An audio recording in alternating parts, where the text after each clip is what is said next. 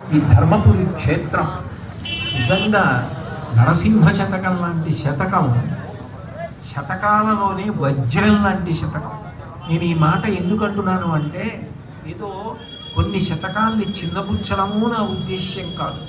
కేవలం నరసింహ శతకాన్ని పొగడడం కోసం ధర్మపురి వచ్చాను కాబట్టి మాట్లాడడం నా ఉద్దేశ్యం కాదు. మీరు నరసింహ శతకంలో ఒక్క పద్యాన్ని కానీ స్వీకరించి మీరు దాన్ని బాగా పరిశీలన చేయడం మొదలు పెడితే, నేను ఈ క్షేత్ర మాహాత్మ్యముగా ఏ విషయములను ప్రస్తావన చేశానో అవన్నీ కూడా మీకు అన్వయం అయ్యేటట్టుగా నేను పద్యరచన చేశాను.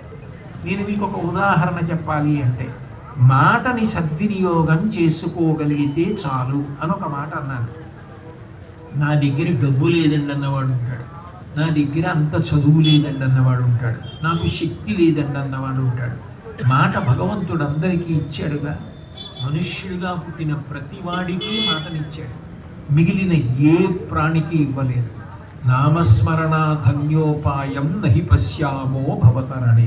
కలియుగంలో చాలా చాలా తేలిక మార్గం ఏది అంటే తరించడానికి భగవంతుడి యొక్క నామం చెప్పడం. అట్లా నామం చెప్పడానికి చాలా తేలికగా ఉండేటటువంటి నామములలో ఒక నామం నరహరి నరసింహ. ఈ నామం ఒత్తులు ఉండవు కాబట్టి చాలా తేలికగా పిల్లలు కూడా చెప్పచ్చు. ఆయన ఈ వాక్కుని సద్వినియోగం చేసుకో, అది నిన్ను ధర్మం వైపుకి నడిపిస్తుంది. ఎందుకంటే నామానికి ఒక లక్షణం ఉంది. మీరు నామం చెప్పడం మొదలు పెట్టారనుకోండి, మీకు తెలియకుండానే ఆ నామం మీ నాలుకను పట్టుకుంటుంది.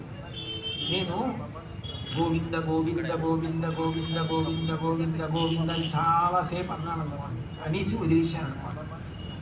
అప్రయత్నంగా నా నోట్లో మళ్ళీ గోవింద గోవింద గోవింద గోవింద అని ఏదో ఆ గోవింద సంబంధమైనటువంటి నామం తిరుగుతుంది.